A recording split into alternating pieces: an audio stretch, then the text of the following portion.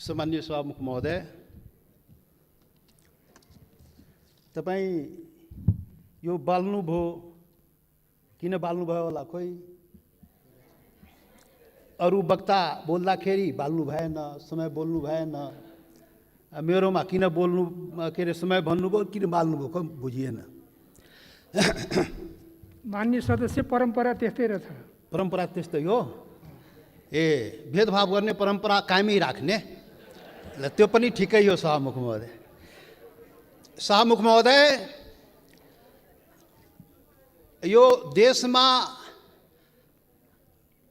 सैकड़ों हजारौं पटक संसदको बैठक बसेको छ, तर आजको बैठक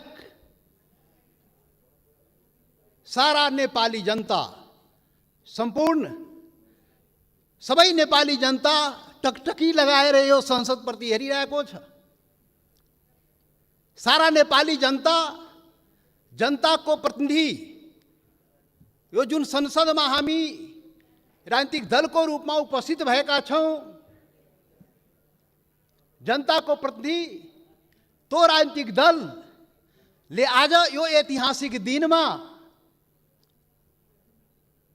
के भन्दैछ, के गर्दैछ, त्यो चाहिँ सबै सम्पूर्ण नेपाली जनताको जिज्ञासा र ध्यान चाहिँ आजको संसदको बैठकमा छ। सभामुख महोदय, त्यसैले यहाँ सञ्चार माध्यम पनि आजको बैठक ऐतिहासिक बैठक भनिरहेको थियो र वास्तवमा भन्यो भने आजको बैठकमा वास्तवमा ऐतिहासिक बैठक नै हो। सभामुख महोदय, त्यसैले ऐतिहासिक बैठकको दिन अब के बत्ती बाल्ने, के समय निर्धारण गर्ने, बोल्ने मनमा भएको कुरा बोल्न दिनुपर्छ। सभामुख महोदय,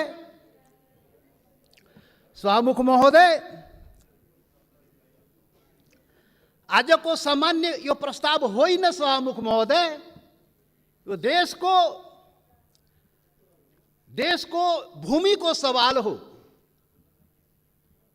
देशको भूमि आफ्नो नेपालको नक्सामा राख्ने सवाल हो, त्यो प्रस्ताव आएको छ आज।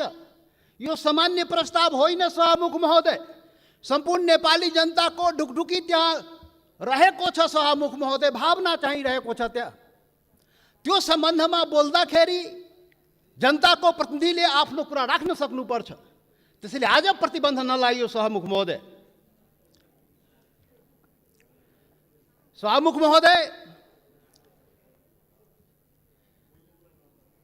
यहाँ आजको जुन सवाल हो, जुन प्रस्ताव हो, तो राष्ट्रियतासँग पनि जोडिएको सवाल हो, सम्पूर्ण नेपालीको भावनासँग पनि जोडिएको सवाल हो, देशको के भन्छ सार्वभौमिकता, देशको अखण्डतासँग पनि जोडिएको सवाल हो र त्यही सवालको रूपमा आज यो चाहिँ नेपालको नक्सामा त्यो चाहिँ तो कालापानी, लिपु लेक र लिम्पुवाधुरा लगायतका त्यो भूभाग नेपालको नक्सामा राख्ने प्रस्ताव यो संसदबाट स्वीकृत गराउन आइएको प्रस्ताव हो। सभामुख महोदय, त्यसैले आजको प्रस्ताव बडा महत्त्वपूर्ण प्रस्ताव हो नेपाली जनताको लागि। सभामुख महोदय, नेपाली जनता, आफ्नो सम्पूर्ण नेपाली जनता, हिमाल पहाड तराई मधेसका सबै नेपाली जनता आफ्नो देशप्रति, आफ्नो भूमिप्रति सजग छ, समर्पित छ, संवेदनशील छ। यो कुरा आज यो बैठकले देखाउन सक्नुपर्छ। आज यो कुरा हामीले आफ्नो कामबाट देखाउन सक्नुपर्छ। त्यो देखाउनुपर्छ, हामी देखाउला। सभामुख महोदय, यो गर्दाखेरि यहाँ अब के भनौँ, विभिन्न आग्रह पूर्वाग्रहले पनि कुराहरू त सुनिन्छ। राष्ट्रियताको सवालमा पनि एक लौटी रे, कसैको एक लौटी राष्ट्रियता रे।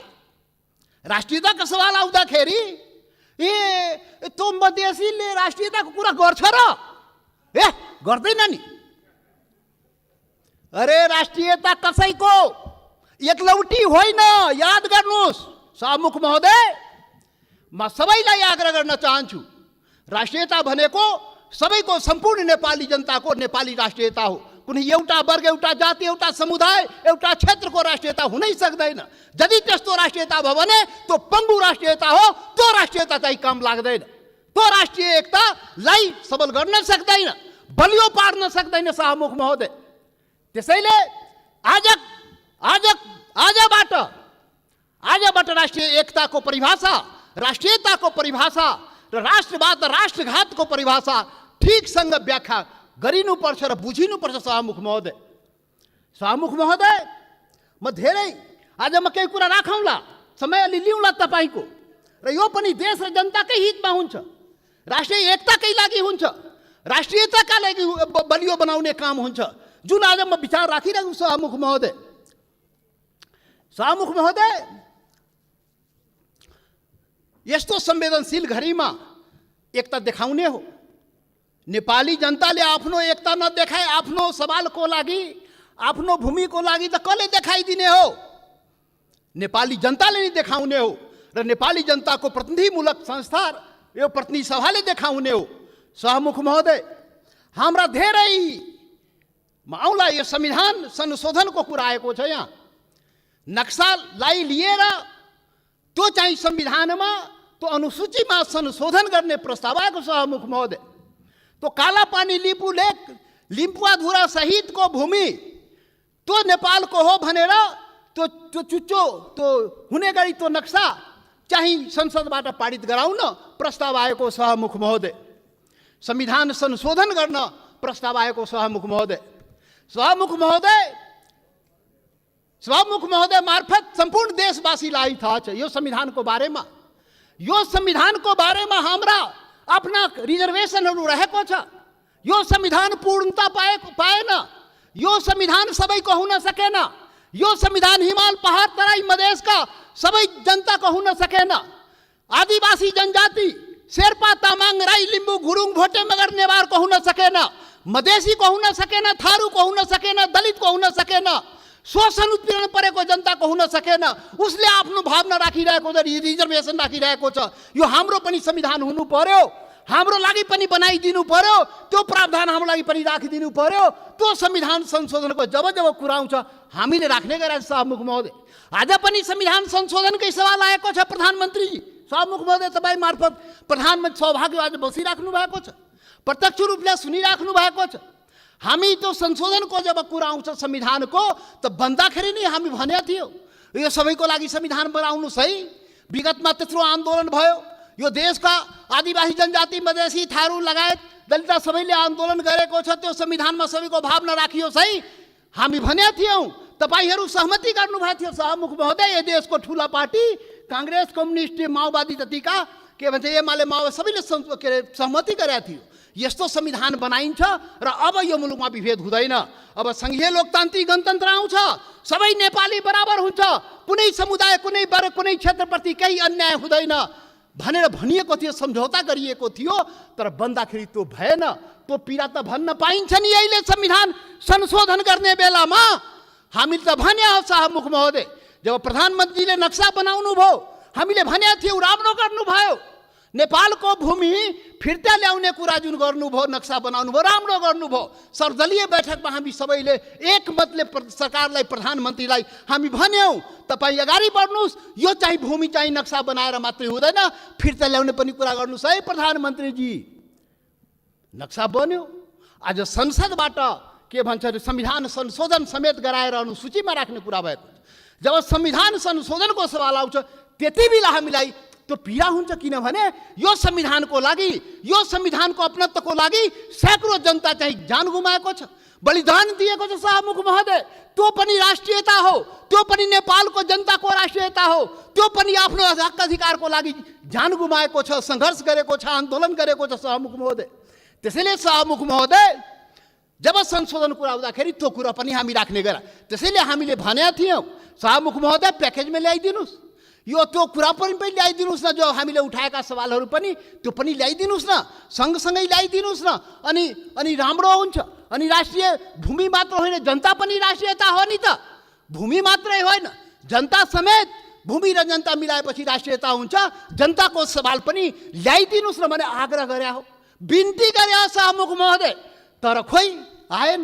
मजबुरन हामी चाहिँ छुट्टै के अरे प्राइभेट बिलको रूपमा यहाँ ल्याउनु पर्यो सभामुख महोदय। अब पछि विचार होला सायद।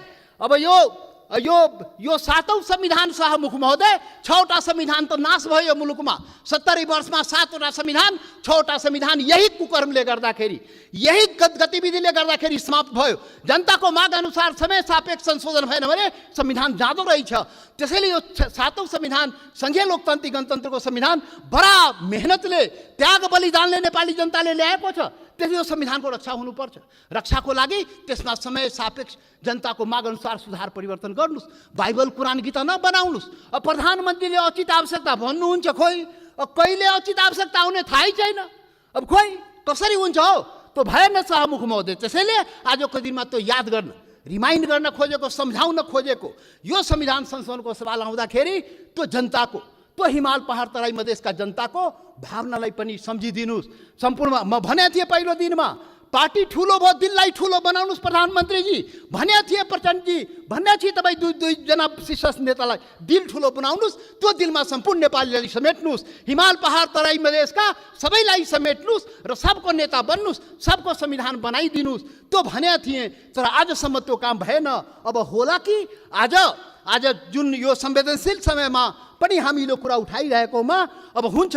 त्यसैले सभामुख महोदय, सबै असन्तुष्टिका बावजुद हाम्रो पुरै असन्तुष्टि छ संविधानप्रति, हाम्रो अधिकारप्रति, पहिचानप्रति, यो देशको जनताको अधिकार र पहिचानप्रति, हिमाल पहाड तराई मधेसको जनताको अधिकार र पहिचानप्रति, उसको समानता र विभेद के विरुद्धमा यो विभिन्न कुराहरू, हाम्रा रिजर्भेसन छ, हाम्रा असन्तुष्टिहरू छ।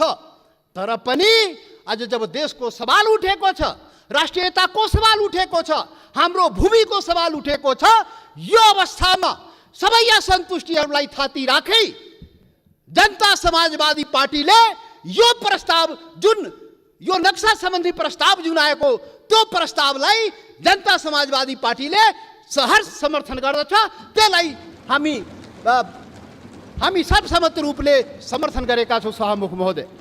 याद रहोस्, हाम्रा सन्तुष्टि हिमाल पहाड तराई मधेसका जनता, तो शेर्पा तामाङ राई लिम्बू गुरुङ भोटे मगर नेवार थारू मधेसी दलित, त्यो जनताको भावनालाई बुझिदिनुहोस्। यसरी देश चल्दैन त्यति मात्रै भन्ने हो सभामुख महोदय। यसरी देश नचलाउनुहोस्, यो सबैको देश हो। राष्ट्रियता भनेको सम्पूर्ण नेपालीको जनताको मनमा आफ्नो देशप्रति भावना छ र त्यही भावनाको यहाँ प्रतिबिम्बित यहाँ भएको छ। जति असन्तुष्टि भए पनि जब देशको सवाल आउँछ हामी एकजुट भएर उभिन्छौँ। आज हाम्रो बारेमा त अनुहार हेर्ने बित्तिकै मधेसी, यो त राष्ट्रघाती नै होला, यो त मधेसी, यो त विदेशी नै होला, यो त भारतीय नै हो भनेर कुण्ठाबाट भरिएका नस्लीय चिन्तन बोकेकाहरू आजदेखि त्यो हटाइदिऊ। नेपाली सीमाको रक्षा प्रत्येक मधेसी सेना भएर सीमाको रक्षा गरेको छ सभामुख महोदय। नेपालको सेना त्यहाँ बस्नु पर्दैन। मधेसी जनता त्यो सीमाको रक्षा गरेको छ, इमान्दारीसँग गरेको छ। तपाईँ विभेद गरे पनि, तपाईँ अन्याय गरे पनि सरकारले विभिन्न प्रकारले उसलाई पीडा पुर्याए पनि आफ्नो सीमाको रक्षाको लागि लडेको छ, मरेको छ। त्यसैले सभामुख महोदय, अब यो जनता समाजवादी पार्टी, अब भर्खर हामी एकता प्रक्रियामा पुरा पनि भएको छ, निर्वाचन आयोगमा गएको छ, एक भइसकेर यो वैकल्पिक शक्ति निर्माणको लागि, राष्ट्रिय शक्ति निर्माणको लागि हामी प्रक्रियामा अगाडि बढिसक्यौँ सभामुख महोदय। अब अन्तमा सभामुख महोदय, अब तपाईँ लाइन त नकाट्नु होला, अब अन्तमा आइसके। सभामुख महोदय, एउटा कुरा देशवासी जान्न चाहन्छ, ल यो फेरि राष्ट्रघात यो देशमा हुने हो कि? यो राष्ट्रघाती को हो यो देशमा? पहिचान गर्नु पर्यो। यो राष्ट्रघाती हो को यो देशमा? देश बेचुवाहरू को हो? अरे देश बेचुवाको खोजी हुनुपर्ने नेपाली जनताले त्यो पनि खोजिरहेको छ। अरे त्यो त हाम्रो छँदै थियो नि, त्यो जमिन, त्यो काला पानी लिपु लेक लिपुवा धोरा सहितको नक्सा त नेपालको नक्सामा त थियो 58 वर्ष पहिले। अरे कुन देश बेचुवाले देश बेच्यो? श्वेत पत्र खोइ जारी गरेको? श्वेत पत्र जारी गर्नु पर्दैन? टुडी खेलमा राष्ट्रघातलाई झुन्ड्याउनु पर्दैन ढाकछोप गर्ने। अरे सभामुख महोदय, महाकाली सन्धि हुँदाखेरि, अरे 25 वर्ष पहिले महाकाली सन्धि भएको थियो र यही संसदबाट पारित गराइएको थियो। त्यो महाकाली सन्धि कसरी भयो? अरे त्यसमै थियो नि महाकाली सन्धिमा लिपुले काला पानी र लिम्पुवाधुराको महाकालीको स्रोत, त्यो नदीको स्रोत मुहान कता, त्यो क्लियर भएको भए त हाम्रो जमिन मिचिन थियो र किन भएन? यही संसदबाट पारित गराइएको थियो। कसले पारित गरायो? कसले सम्झौता गर्यो? कसले पारित गरायो? म त सुनेको छु, त्यति बेला म सांसद थिइनँ, पार्टी पनि फोरेर पारित गराइयो भो। अब अरे कस्तो राष्ट्रवादी काम गरे हो? महाकालीलाई संसदबाट पारित गराउँदाखेरि त्यो मुहानको चाहिँ, महाकालीको मुहानको चाहिँ पत्तो नलाउने र त्यसलाई चाहिँ संसदबाट पारित गर्ने। त्यसैले राष्ट्रघातीको पहिचान हुनुपर्छ सभामुख महोदय। सकिनै लाग्यो सभामुख महोदय। यो राष्ट्रवादी कुरा हो, यो खोखला राष्ट्रवादी कुरा होइन। यो राष्ट्रघातीलाई पर्दाफास गर्नुपर्छ नेपाली जनताको बीचमा। को राष्ट्रवादी हो यो देशमा? राष्ट्रघाती, मधेसीलाई राष्ट्रघाती भन्ने, मधेसीलाई राष्ट्रवादी नभन्ने। मधेसी जनता, यो देशको मधेसी जनतालाई त्यसरी औँला ठुर्याउने काम कसैले नगरोस् राष्ट्रवादको मामलामा। सभामुख महोदय, कतिचोटि अग्नि परीक्षा दिने हो, कतिचोटि प्रमाण दिने हो हामी? यस्तो अग्नि परीक्षा नलिनुहोस् सभामुख महोदय। सम्पूर्ण नेपाली जनतालाई आज म यो रोस्टमबाट आग्रह गर्न चाहन्छु, यस्तो अग्नि परीक्षा नलिनुहोस्। त्यो मधेसी जनता त्यो प्रति अन्याय नगर्नुहोस्, यो देशको आदिवासी जनजातिप्रति अन्याय नगर्नुहोस्, त्यो थारूमाथि अन्याय नगर्नुहोस्, त्यो दलितमाथि अन्याय नगर्नुहोस्। कुटी मारिदियो त दलितलाई। माननीय सदस्य, तपाईँ बोल्दै गर्दा थाहा भएन, मैले 7 मिनेट समय थपिसकेँ। म सकिहालेँ, 1-2 मिनटमा सकिहाल्छु। त्यसैले सभामुख महोदय, यति संवेदनशील समयमा पनि सभामुखले मलाई 2 चोटि टोकिसक्नुभयो। कसरी हुन्छ खोइ बुझ्न सकिएन। लकीर का फकीर। अब प्रधानमन्त्री बन्नुपर्छ समय किटान नहुनलाई। यहाँ प्रधानमन्त्री भएर उहाँ प्रचण्डजी र देउपाजी बोल्दाखेरि समय किटान नहुने, किनभने प्रधानमन्त्री रे। अब जनता समाजवादी पार्टी यो देशको प्रधानमन्त्री भएर अनि रोस्टमा आएपछि बल्ल त्यो समय पाउने भयो सभामुख महोदय। ठिक छ, त्यो पनि देखाउँला, त्यो पनि नेपाली जनताले देखाउँछ। वेट गर्नुहोस्। अब राष्ट्रघातीको पहिचान पनि नेपाली जनताले गरेर त्यसलाई टुरी खेलमा झुन्ड्याउनु पर्यो, श्वेतपत्र जारी गर्नु पर्यो। प्रधानमन्त्रीजी, सरकारलाई हाम्रो आग्रह। त्यसैले अन्तमा अब सभामुख महोदय, अब हात जोडेर प्रधानमन्त्रीलाई के म प्रार्थना गरेको भने, यो कागजमा कोरेर नेपाली जनता पाउँदैन। त्यो जमिन चाहियो, के त्यो जग्गा चाहियो, नेपाली जनतालाई भूमि चाहियो। यो चाहिँ समय, यो लोड सेडिङ जस्तै बत्ती आए गए जस्तै नक्साबाट उडाइदिने, फेरि राखिदिने, अनि कुर्सी बचाउनलाई राख्या हो कि के हो त्यो पनि मान्छेले भन्छ। के हो अब के हो? त्यसैले सभामुख महोदय, त्यो जमिन फिर्ता ल्याइदिनु पर्यो। प्रधानमन्त्रीजी सरकारले वार्ता गरेर, फेरि वार्ता हेर्नुहोस् सभामुख महोदय, यो बडा संवेदनशील कुरा म भन्दैछु। नेपाल भारतको सम्बन्ध सिंहदरबार र दिल्ली दरबारले बनाएको होइन, याद गर्नुहोला। यो देशको प्रधानमन्त्री केपी ओली र मोदी, नरेन्द्र मोदीले बनाएको सम्बन्ध होइन। यो दुई देशको जनताको बीच बनेको सम्बन्ध, हजारौं वर्षदेखि बनेको सम्बन्धको कडी हो। त्यो हर प्रकारको सम्बन्ध जनताको बीचमा छ, खुला सीमा छ। करोडौं जनता जो तपाईको जनता, मधेसको जनता हो, त्यो त्यसको उपभोग गरिरहेको छ। ऊ आफ्नो दाल नुन चिनी कसरी आउने हो, दवादारुको त्यो आफ्नै स्तरबाट त्यहाँबाट ल्याउँदो रहेछ। नेपाल सरकारलाई थाहा नभए, मतलब नभए पनि चलिरहेको छ। त्यो सम्बन्ध हो, विशेष सम्बन्ध हो। त्यसैले वार्ता राम्रोसँग गर्नुहोस् र भूमि फिर्ता ल्याउनुहोस्, वार्ताको माहौल बनाउनुहोस्, वातावरण बनाउनुहोस्। यहाँ संसदमा उल्टा पल्टा कुरा गरेर सम्बन्ध के छ माहौल बिगारेर त्यो चाहिँ अलि अप्ठ्यारो भइजान्छ सभामुख महोदय। त्यसैले त्यो चाहिँ वार्ताको माहौल बनाएर हामीलाई जग्गा फिर्ता चाहियो, नेपाली जनतालाई के अरे यो जग्गा फिर्ता चाहियो। त्यसैले अब जनताले के भन्छ भने, यो कोरोनाको अवसरमा जनताको जीवन रक्षा नगर्ने सरकारले हाम्रो भूमिको रक्षा गरिदिन्छ भने जनताले भनिरहेको छ। त्यो चुनौती तपाईको अगाडि छ। जनताको जीवनको रक्षा पनि गर्नुपर्छ, हाम्रो भूमिको रक्षा पनि गर्नुपर्छ। धन्यवाद।